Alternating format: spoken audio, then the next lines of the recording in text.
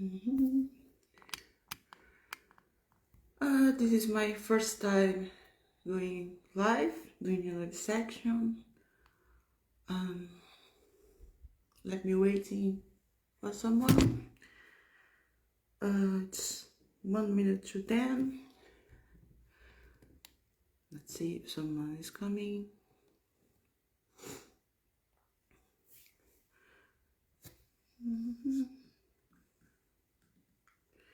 Well, I know a lot of people is working right now, so you don't have time to watch this video for now, but you will be able to watch the video later because I'm going to save this. I will wait just some more minutes till someone comes here. Oh, I have someone here. I can see it. Well, so I'm going to start. Hey, Shelby. I'm going to start this video. I just want to tell you that I'm super happy to be here. My name is Camila. I am a visual coach. I'm from Brazil. I am in Brazil right now, and I don't practice English. So if you don't understand something that I'm saying, you just ask me to say again, and I will go to say again and to explain something for you. Okay? So I don't see a lot of people here today, right now, but you can drop your questions and everything later. And the subject that I'm talking today is something very trend. Everybody talks about hormones. And when you have a problem, you always think, oh my God, this is my hormones. The hormones really make a huge difference in our lives. And what is hormones? Hormones, they are substances that are released by our glands. It can be thyroid, it can be pancreas, everything. And then they go to our bloodstream. They go to our cells. They open the doors of the cells and they do their jobs there. So everybody behaviors, moods, everything is around the hormones. So today, let me show you my computer. I don't know how to share my screen. So I have a beautiful presentation here, but I don't know how to share this. So today I'm going to be talking about this. And for summary, I will be talking about many things. The first topic is about the calories. When you eat calories, you do the calories in and out and you don't have results. I will be talking about the endocrine and the neuroendocrine systems and how your behavior. A little bit of cholesterol, stress, sleep, what they cause to your life, to your hormones. I will be talking about some hormones, some imbalances, not all, because I don't have time to talk about all the hormones today, but I will be talking about some. This is super interesting. Why fat accumulates different in people. I'll be showing you some hormone imbalancements. They make people get fat in some specific areas of their body. So I will also explain this for you, and I will give you some tips about lifestyle change, nourishment, exercise, and everything you can do to boost your hormones. And maybe if we have time, I can talk something about hormone replacements. And I'm excited. So the first part that I'm going to talk about is, let me see the time, when calories in and calories out don't work. So I have a lot of people saying me the same thing. Like, I eat 1,000 calories a day and I don't lose weight. I work out super hard and I also don't lose weight. Some people, they do everything correct and they still don't lose weight. So for these people, all of them, they have different paths. For example, the person that is eating 1,000 calories, we all know that the metabolism is broke. It's because your body thinks that you need to survive and it is saving as much as it can, and it is saving a lot of energy. And the main source of energy, the biggest source of energy that we can have is fat, because 1 gram of fat is almost 9 calories. So your body is always saving fat to make you survive because it doesn't know when you are going to eat again. So when you eat 1000 calories, you have this low down metabolism, and then you end up not losing that weight that you want, and sometimes you gain the weight. So the person that is exercising super hard, maybe this person is exercising too much. Sometimes you exercise more than you really need, and this is another type of stress to your body. Your body doesn't know the difference between a stressful life, between running away from a lion, and exercise too much. So if you are like exercising more than you need, if you have a stressful life and you are adding more stress to your life, your metabolism will go down because you need to save more calories to survive. So that person that is doing everything right, is following the exercise in moderation, this person is eating enough, this person is trying to control the stress, this person is sleeping well, but doesn't get the results. What's going on? This can be related to the hormones, and this is something that we are going to talk today. So this person, for me, this is the saddest part, because this person is doing everything right, but it's not getting results. So we will be talking about this. Other kind of people, they say, I follow the macros and this is not working. It's not only the macros, it's the type of food that you are eating. It matters. So if you think about only the macros and you think that your body is only a number, you won't be succeeded. So if you put some food that is inflammatory, but you are under the macros, you won't have results. And maybe you are hurting your hormones. So I will show you one more slide. Endocrine, neuroendocrine systems. Well, I cannot talk about this now because this is super hard subject, but I will just show you something. This is how your body works. You have your glands, you have your hypothalamus that sends signals to your body to make hormones, and it goes to your pituitary gland, and then your pituitary gland tells all of the other glands to do the hormones. For example, the thyroid, thymus, pancreas with the insulin, ovaries to make progesterone, to make testosterone, to make the estrogen, and you also have a little bit of estrogen, progesterone, testosterone in the adrenals. Same for the testicles. So you see that like your body is super smart, and it's always sending you messages to make you do the hormones. So what this does with your mood, with your neuroendocrine system? Your hormones, they tell you who you are. For example, I will give you one example. If you have low thyroid, and you will probably feel very sad and depressed, and you're like, why am I so depressed? And maybe you have a good partner, a good family, but you are depressed and they don't know what's going on with you. And you also don't know what's going on with you. And then you think there is something wrong, and you go to a psychiatrist, and then he gives you a antidepressant medicine, and this is not the way. This is not the way. So sometimes it's just a hormone. And we have also hormones. They are with our neurons. For example, oxytocin. This one is super nice. The oxytocin, it's the love hormone. So if you are with a person, this is fun.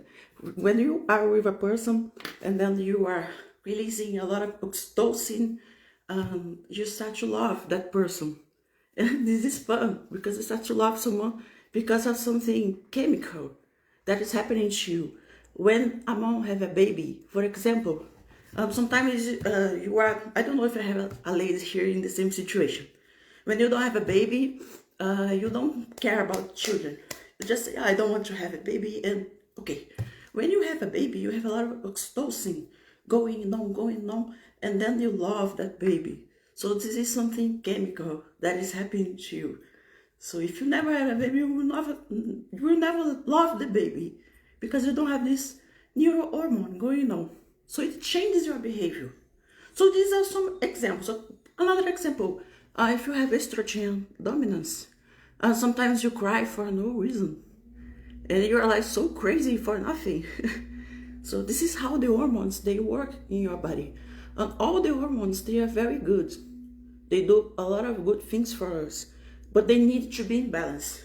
Because if they don't have a balance, you will be crazy, you will be different, you will not be yourself. So let me just jump, because this subject is so big. I have another part of my presentation. I want to talk a little bit about cholesterol. People think that cholesterol is an enemy. Everybody's taking statins to reduce the cholesterol. But actually, cholesterol is almost everything in your body.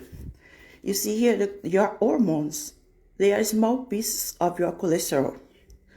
So your cholesterol turns into pregnenolone. I won't explain this too much, but the first precursor of hormones is pregnenolone. I am mentioning this one because I will talk about this one later. And then it goes to progesterone, DHA, and then it makes all of your hormones. So your hormones, they are small pieces of cholesterol. Okay, I will go back here later. Well, I'm going to talk about sleep. And why sleep is so important. Everybody always says, you need to sleep more, but why? Why do you need to sleep more? Sleep plays a lot of different duties in our body. So we have one gland called pineal glands. These glands release melatonin, and then the melatonin makes us sleep, and also works in our circadian rhythm. I think I'm saying this correct. So this little gland makes all of this. And then when we sleep better, our body has time to make more hormones and to adjust everything and to refresh and to renew. And in our modern society, we don't have like the same production as we had before. Why? What do we need to do the melatonin, to make our body make melatonin? You know, you don't take only a pill and then you have melatonin. You don't need to take this. What makes you produce the melatonin? A dark place. You need to stay away from lights, blue lights. And in the modern society, we are all the time with blue lights. We have our phones, we have our computers, our work, and we don't make the melatonin because of this. So I will show you a piece of my room. You see there, you cannot see here, but I always make a dark room before I sleep.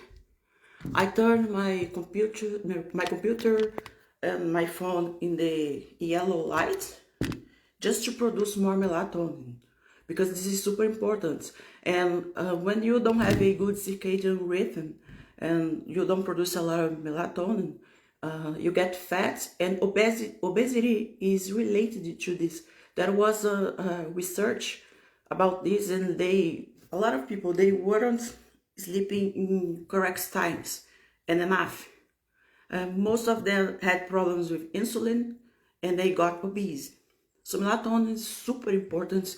Circadian rhythm, try to sleep before 11 p.m. Wake up early, go out, take some sun, and then you are going to reset your circadian rhythm. And this is going to help you to lose weight. So let's go to the next topic. Oh my God, 13 minutes talking. I will try to be faster. So this is, for me, this is the worst thing in the world. Stress. Stress is terrible. Stress messes up with everything in your body. First, insulin. The insulin is something super important. I will be talking about the insulin later, but this stress disrupts your insulin. And what the stress does, what does this mean? When you don't have a good insulin, you start to gain weight, especially here in your midsection, in your triceps, in your upper body. I am pretty sure I have someone with the same issue because of stress. It triggers overeating or undereating. Your blood glucose is not stable when you are super stressed, and you end up having more cravings, and you end up eating more. Makes you inflamed, fatigued, depressed. Stress inflames you. You know, stress is something that we need to have. We need to have stress in our lives. But chronic stress, this is the main problem. When we have stress, our body releases adrenaline, noradrenaline. The insulin is impaired, how can I say, impaired, because you need more glucose in your blood, because you need to have energy to run away from the lion. So theoretically, this is good. Adrenaline, not adrenaline, more energy to run away from the lion. So stress is good. But if you have this constantly, every day, every time, this is bad. This is going to inflame you. This is going to make you put on some weight. And you will, this is that person that I mentioned before. The person that follows the diet and exercises, but doesn't have any results. Stress can be like, stress in my opinion is the main reason for everything. I can spend one day only talking about this. But let's go, because I'm talking too much. Hormones. They are responsible for growth and development, metabolism, sexual function, reproduction, mood, everything that we already know. I will be talking about just a few of them because we have a lot of different things in our body. So I will be talking about this. Melatonin, I just talk about the melatonin. It makes us sleep. It makes our circadian rhythm work. Thyroid hormones, they are super important. I will be talking about them. Estrogen, progesterone, testosterone, insulin, and glucagon. I will talk just a little bit about them, but they are super important. Ghrelin, that makes you feel hungry. Leptin, that tells your body that you are full. Growth hormone. Oxytocin, that makes you love someone. Cortisol, we already talked about this. DHEA, I will be talking about DHEA. Pregnenolone, I talked about pregnenolone, and I will be talking about this again. So now I'm going to talk about insulin. You don't need to be diabetic to develop insulin resistance. What does this mean? This is something that I want to touch with you. Most people, they don't have a good insulin sensitivity, and they are not diabetic. When you go to your doctor and you do the fasting insulin exam, you have a big range. The range is like from, I don't remember, 0.9 to 23, something like that. So what I get from my clients when they send me their blood work, they are like 18, 19, that insulin. When the doctors look at that amount, they will say, okay, this person doesn't have diabetes. It's fine. Go home and you're fine. But actually, this is what is holding you to lose weight. Because if your insulin doesn't work well, you struggle a lot to lose weight. A lot. What the insulin does, when you eat a carbohydrate, the insulin is released, and then there is your cell. The insulin opens the door of your cells, and then they do their job. So they put that glucose in your cells. It makes energy. It goes through your muscles. Trust me, 200, 300 carbohydrates goes through our muscles. And why we cannot eat that much? Why we get fat eating that much? Our liver needs 70 to 100 grams of carbohydrates, plus our muscles that need between 200 to 500 grams of carbohydrates. So 600 grams of carbohydrates that you can eat in a day. And why do you get fat with this? It's because your insulin is not perfect. So your insulin will go to your bloodstream, but the cell won't open the door for the insulin. And then the glucose will be messed up and will be turned into fat. So a good number of insulin, if you do the exam, is something for men around up to 4. And for ladies, we can consider up to 7. If your insulin is more than this, you struggle to lose weight. But your doctor will not tell this to you because he's looking if you are diabetic, and okay, it's fine. He's only trying to take care of your health. No problem. But when we talk about results, to be shredded, to be beautiful, with a good body, you need to take a look at the insulin, and this needs to be low. Otherwise, you don't get that body. And you need to fix this. And we'll be talking about this. Whew. Next topic. Guys, if you have any questions, you can ask me. I will be talking about the thyroid. So the thyroid is super important. I won't talk about the Graves' disease or Hashimoto's because this is too much to talk today, but I will just talk about small things about the thyroid that many people have some problems and they don't know, and they are not sick at all. That's why their doctors tell them that everything is okay, but they feel like crap. So the thyroid hormones, they are responsible for many things in our bodies: our metabolism, our bowel movements, our mood.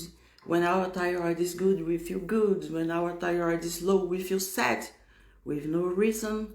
So if you have a low thyroid, you feel colder than anyone else, your hair is falling down, your nails are not good, and you struggle to lose weight, always. And I will show you the place in your body where you gain weight when you have thyroid problems. I will show it later. And I will just tell you guys, if you are going to a doctor, this is just my advice. When you are going to a doctor and you don't feel yourself, and you go and do that TSH exam, and then it looks like fine, your doctor is going to tell you, go home. There's nothing wrong with you. It's just your psychological. But you know that's not your psychological. So I will show you what you can tell your doctor to get some help. We have another types of exams that we can do. I won't explain this today because it's too much. Next week, I will do another live session and I will explain only the thyroid. But you can do the free T4 exam, free T3. Save this, guys. Reverse T3. This is going to tell you why the TSH exam is working. Is saying that you are fine, but you aren't. You get more information here. The T3 is the part of the thyroid, thyroid hormone that makes your metabolism goals work. So when you have problems, what have you been seeing? Doctors give you only the T4. T4 needs to be produced by your body, and then it turns into T3. And the T3 is the guy that makes your metabolism goes and works.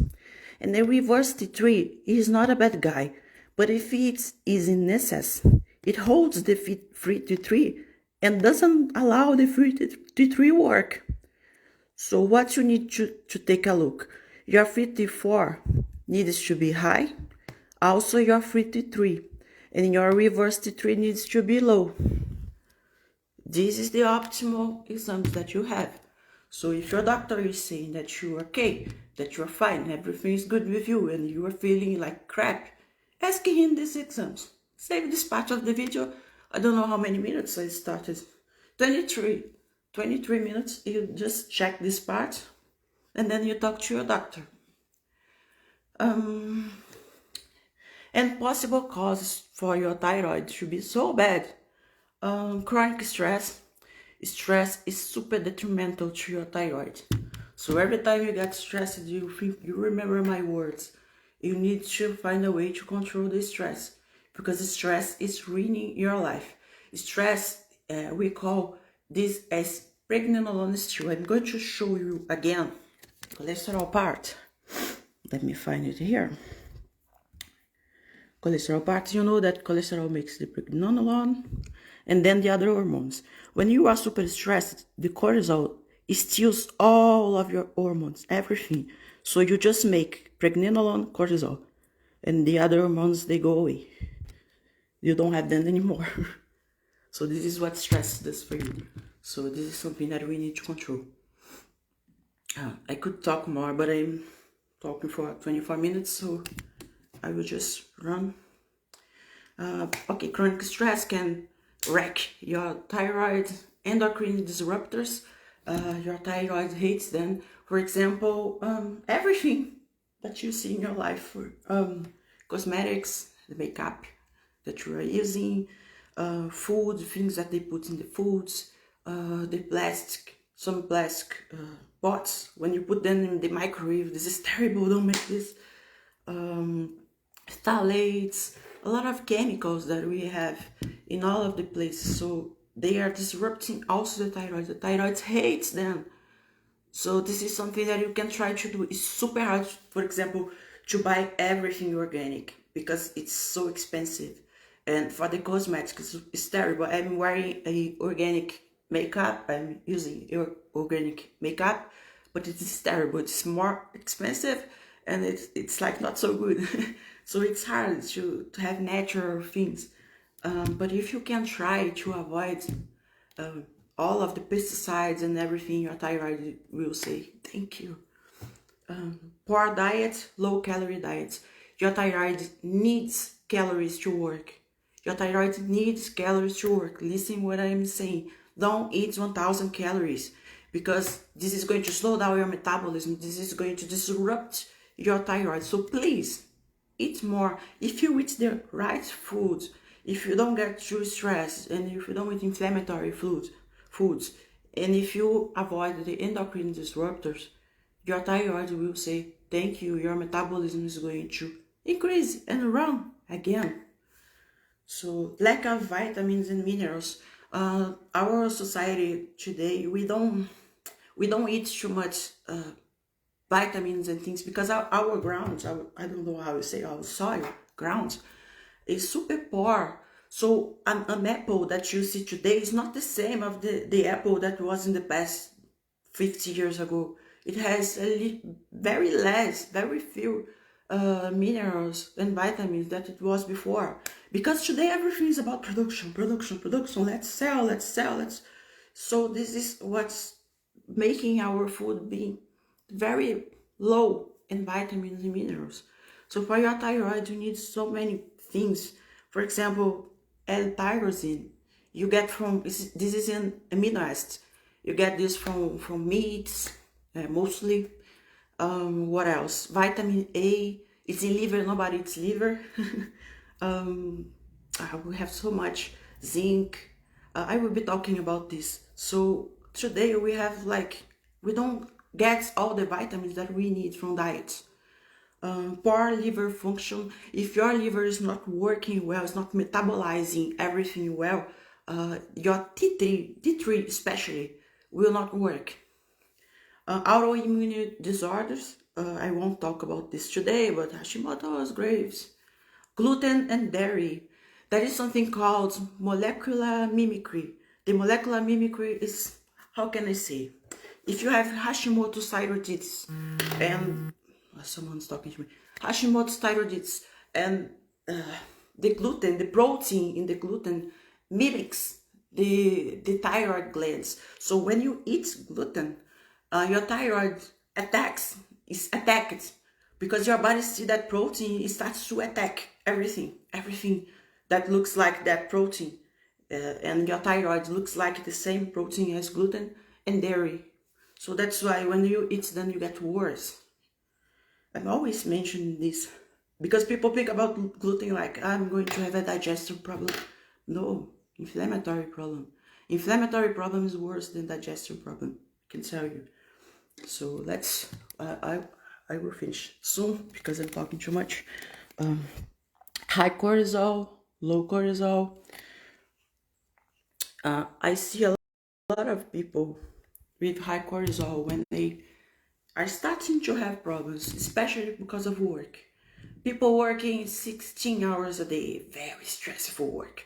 You just started your work, so your cortisol is like super high because you are super stressed. But this stress has 3 different stages. So the alarm stage is the first one. It's this time when you get super stressed and everything, you're like, I want to kill someone. And then the resistance stage is when you start to accept. You start to accept, okay, my life is crap, and that's it. And your body starts to, okay, My insulin is not going to be good anymore, metabolism is not going to be good anymore, because I need always to save calories, save everything, because this person is always running away from a lion, so I'm starting to accept this. And then you went there in the exhaustion stage. This stage is when your body says, okay, I give up. We need 3 cups of coffee to wake up. You wake up super tired. You wake up dying. You don't have energy for anything. You don't lose weight, and you have more of that belly fat. Your triceps have a lot of fat, your upper body, and you hate this. So this is the exhaustion stage, and I have clients in the first stage and in the last stage. And yes, we can solve them, but it takes time. If you are in the last stage that you really need a coffee to wake up, you need to work on this first before you think about lose weight and exercise a lot. You really need to take care of your adrenals and rest. Okay, so next one. Cause life, inflammatory food, some medications, prednisone, I don't remember how you Americans call this. Pituitary glands, this is more like diseases. I won't talk about this, adrenal gland tumors. And there is a link between excess estrogen and stress. So let's go to estrogen dominance for you girls in relation to progesterone. Nobody is making progesterone today. And why? Let me show you again. Nobody is making progesterone because everybody's so stressed, and the cortisol is stealing the pregnenolone, and you are not making anything, and your progesterone is impaired. But why I have so much estrogen if I'm not making the other hormones? Actually, many things turn into estrogen in life. Estrogen is so easy to have estrogen. Oh my god, everybody has a lot of estrogen, even men. We have 3 types of estrogen: estradiol, estrone, estriol. Estradiol is the estrogen that we mostly have in our body. Estrone we have a little less, and estrone is related to the breast cancer when we have the bad estrone, and we'll be talking about this. Estriol we don't have too much, but we will still have. And usually people have estrogen dominance because they don't have the progesterone. The progesterone is not only to make you have a baby. The progesterone, it works in your mind. Progesterone makes you calmer. So progesterone is also good for men. It's not only a women hormone. Men and women, they have progesterone. It is important for both of them. Progesterone is going to make you calmer. And what we see, people have a lot of estrogen dominance. So PMS, headaches, fatigue, abnormal menstruation, painful periods, decreased sex drive, low libido. I've been seeing everybody with low libido, but it can be related to estrogen, stress, and everything. Bloating. I have some ladies that when they have their menstruation time, they have that picky belly. They look like pregnant, but they aren't. This is estrogen dominance. Breast tenderness. You feel like a lot of pain in your breasts. Endometriosis. Endometriosis is so sad. Endometriosis is mostly caused by adrenal dysfunction and autoimmune problems, but when you have estrogen, it makes the endometriosis worse. That's why a lot of ladies, they go and do the surgery. I don't agree too much, but it's not the subject for today. Hormonal weight gain. This is the worst thing. You gain weight from nothing. You gain 5 pounds, you gain 10 pounds overnight, and you get crazy. Why am I gaining a lot of this weight? It can be water from estrogen and also fat. So estrogen dominance makes this, but trust me, estrogen is super important. Estrogen gives us the beautiful face like a woman, and is protective.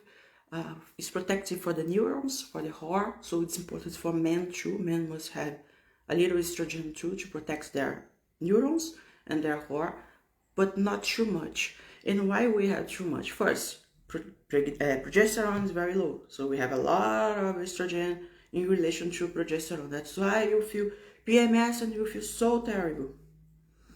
In possible cases, stress, as I told you, is related. There is a relation between stress and excess of estrogen, and everybody is stressed today. Changes in estrogen metabolism and excretion. Your liver and your guts, they are responsible for metabolize and excrete the estrogen. So if they aren't so good, if they aren't working well, your estrogen is not going to be metabolized. So it will go back through your body and circulate in your bloodstream and enter the cells and receptors, and you will have a lot and you will be crying for nothing. Poor guts and liver function, excess fat tissues. There is one enzyme called aromatase. The aromatase enzymes turns androgens and estrogens, and also fat and estrogens. So the more fat you have, the more estrogen you have. So you can see, you can increase your estrogen because you don't have your guts working, your liver is not good, you have excess of fat, and also things around the endocrine disruptors. Some of them mimic the estrogen. So you are like bringing more estrogen from fake things outside, and mostly the bad estrogen, and that's why people have a lot, men too, and women. Okay, I'm going to the next part. I will finish in 10 minutes, I swear, I promise you. This part is not something that I really believe, but low testosterone, high testosterone. So these are the exams that you can do: total testosterone, free testosterone, SHBG. How can I say? It holds some of the free testosterone to make your body in balance. DHT is a kind of another part of testosterone, turns in DHT, and in men it makes them have a lot of hair, body hair. You see the men with a lot of body hair, but no hair here. They have a lot of DHT. I don't know if I will have a man watching me, but if you guy have this problem and needs help, message me because I can help you with this. So we don't see, I won't talk about high testosterone because for men, because this is something that we don't see in the society today. For example, in the past, men had, for example, 2,000 of testosterone in the exams, and today they had 300, 600. So what this changed? When the guy has more testosterone, he's more aggressive, but I cannot see in a bad way. But he's more aggressive. He sees his family like I need to protect them, like in the past, like you need to go and hunt and bring food to your family. So this is men with a lot of testosterone. They have muscles and vitality. Their libido is super high. And what we've been seeing today in our modern society is that men don't have that testosterone that they had before, and now they are more like to accept more things, and this is also works for women. When women has very low testosterone, they accept everything. So the guy gives her an order: you must do this and that, and she says, okay, I will do. And the libido is very low. There is no muscles. They don't make a lot of muscles because testosterone is also anabolic. And on the other hand, women with a lot of testosterone, they are more aggressive. Their libido is higher. And some of them, if they convert a lot of DHT that I mentioned to you before, they have more hair, body hair. So this is the difference between the genders for testosterone. So now I will talk about something super interesting, where the fat accumulates in your body when you have hormone imbalances. See this lady? You can see that she has fat in her whole body. This is mostly for thyroid problems. When you have a low thyroid, the fat goes everywhere, not all of your body. So this is a body of a person with thyroid problems, with low thyroid. I'm not talking about people with high thyroid, because we almost don't see them. They lose weight super fast, but they are sick. They don't have quality of life. This guy, how many guys like him do you know? A lot. This is because of insulin. Insulin resistance makes this big belly, and this is also because of low testosterone. So we see a lot of men like this today. This is because of the insulin. It also works for women. Women also get this big belly because of the insulin. Same here. Bra fat, high insulin. Abdominal fat, high insulin. High estrogen. Remember that I was talking about estrogen. Estrogen gives us the curves to be beautiful. But too much estrogen, you are going to see a lot of fat here in your hips. And I have a lot of clients with this kind of fat. But I will show more the estrogen fats later. So high estrogen and or low progesterone, as I told you. Tricep fat, as I told you, high insulin. More. This is interesting. High estrogen for women, big breasts, and you see that they have this kind of fat, but it's not like the insulin fat, but it's like in your belly button, you cannot get shred there. Your skin is not so thick. It's because of excess of estrogen. Also your thighs, your legs, and also in your neck. I'm pretty sure I have someone in this situation here. You also have a big booty because estrogen makes this. Because estrogen imbalance makes with balance makes us to feel more to see be more attractive. For men, I am pretty sure you know a lot of men like him with small breasts. We have a lot.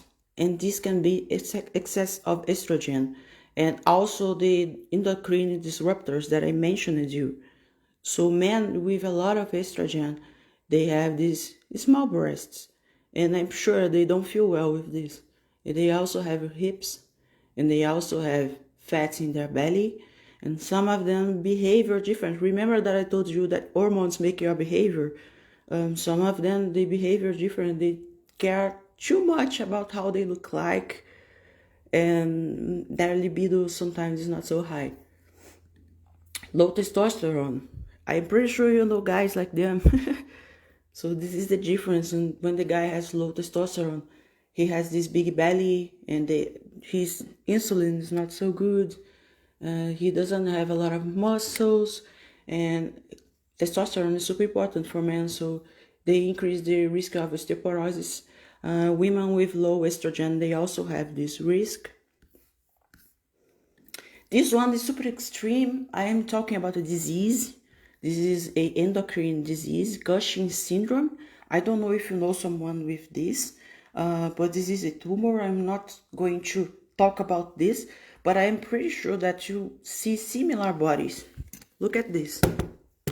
This is what stress makes to you. Okay, this is something extreme because this is a disease, but this is a disease caused by stress. So you see that the person has that belly because of the insulin, remember? The person starts to lose muscles, and so the legs are really like this. They have this pendulous abdomen and start to have this buffalo hump. So I am pretty sure you know a lot of people like this, and they bruise very easily. And I know that a lot of people have this because I send my questionnaires to my clients, and they always report the same issues for me. Sometimes they don't send me their pictures, but I can imagine in their bodies when they reply to everything, they answer the questionnaire, and I see that they have similar problems that I'm seeing here. So this is super extreme because this is a disease, but this is how our bodies look like today when we are under stress. Ooh, I'm almost done. So what can we do to restore everything it's not so easy if you are like in that stage that I mentioned, you like in the final stage, your body is like doesn't look like good. But if you pay attention to the things that I told you, if you fix your insulin, if you increase your melatonin production, you remember, you turn off everything in your room, you turn off the lights, the blue lights, you make your room super comfortable, like a cave, you call cave, to you for sleep. Try to sleep always at the same time. Wake up early, go and take some sun. Just look at the sun. You have something called clock genes. Your clock genes will work for you if you go out and you look at the sun at the same time. Your body is going to understand that it's time to wake up. So this is going to solve a lot of problems. If you are under chronic stress, stop drinking coffee. I know that coffee is what's going to make you wake up, but you are going to be in that circle and you will never go out of this circle. So you see that small things, small changes that you can do to your life will make huge changes in the future.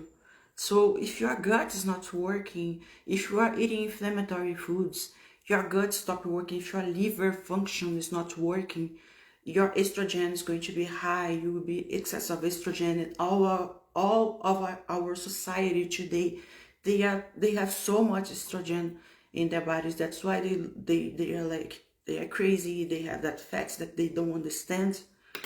So exercise well and wisely. It depends. If you're super stressed, you need to go easy, you need to be gentle with you. If you are not too stressed, you can go and do a more strong exercise, some hits. Weightlifting is so important. So you need to introduce these things in your life, and you need to know that it takes time, because sometimes we want results like overnight, but it doesn't happen.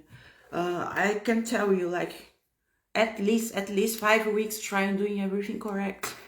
It can be painful in the beginning, but later you will feel so much better, and then you will think like, my life was so terrible before and I didn't know.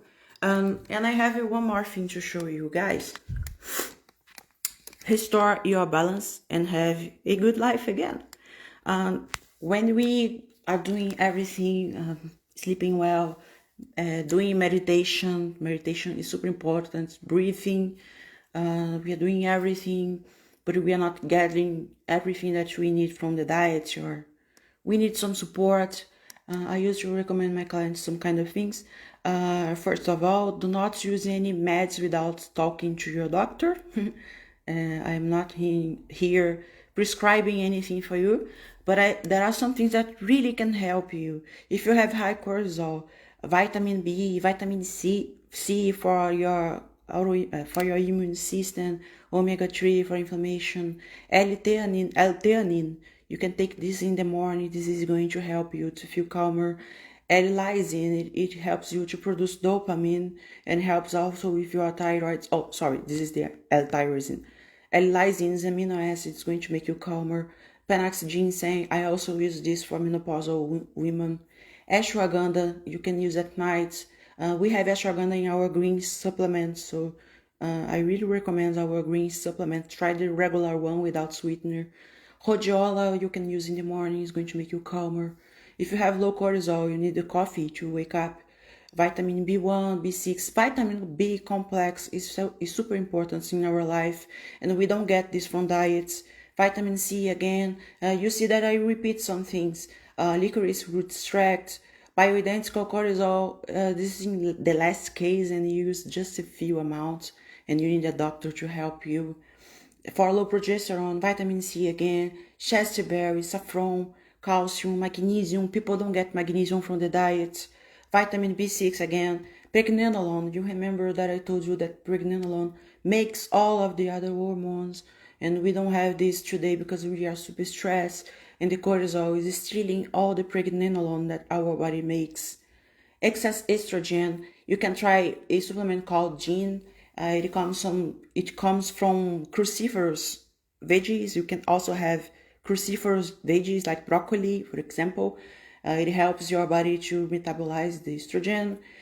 Resveratrol is also good for estrogen, turmeric, inflammation, melatonin. For low estrogen, this is for the menopausal women mostly. Vitamin E, I always prescribe magnesium to my clients. Maca helps with libido, also Panax ginseng, valerian root extract. There are a lot of things out there, and some of them are good for you. You can try. Excess androgens, we see women with PCOS, they have excess androgen too. So zinc, omega-3, chromium picolinate. Berberine is mostly because people with high androgens, they have insulin problem, and berberine helps your insulin helps to control your blood glucose. Inositol up to 2 grams a day. This is for women with PCOS. This makes a huge difference. Vitamin D, we don't get enough sun, and almost all of my clients, they have problem with vitamin D. Saw palmetto helps with hair loss, with acne. So low thyroid, copper, zinc, selenium, vitamin A, iron, vitamin D. So you see, like, small things, vitamins only, they can make a huge difference in your life. And you don't get enough from food sometimes, because you may say, oh, she's only telling me supplements and not food. But for example, if you are sick, your body is using more vitamin C and you don't get enough from fruits, from fruits or from other foods. So each case is different, but I'm just showing you some alternatives and something that you can try to work to have a better life. Okay, and last but not least, hormone therapy. I don't know if any of you are doing hormone therapy. This is a very controversial subject. I have my opinion about hormone therapy, and in my opinion, when it's well done, it works. We have problems. People tell bad things about hormone therapy because in the past they were using for estrogen, for example, they were using horse hormones, and this is terrible. And many ladies, they had breast cancer because of this therapy. So this was a mistake. But today we use different substance. But this is a subject for another day. It's 11:52. I spoke for 52 minutes. I hope I could help with something. I don't know if I did something wrong here. If you can tell me some things, you can comment in this video. But I'm done. If you have any doubts, you let me know. I don't know if you were commenting. I'm so sorry. It's my first time doing a live session. I hope you like this. If you have any doubts, drop your doubts to me here. I will be more than happy to help. This is something that I am fascinated about. And if you really are struggling with your hormones, I hope you learned something today. And if you want to set up a consultation with me, I can go over your blood work. I can send you my questionnaires, and we can figure out what's the problem that you have.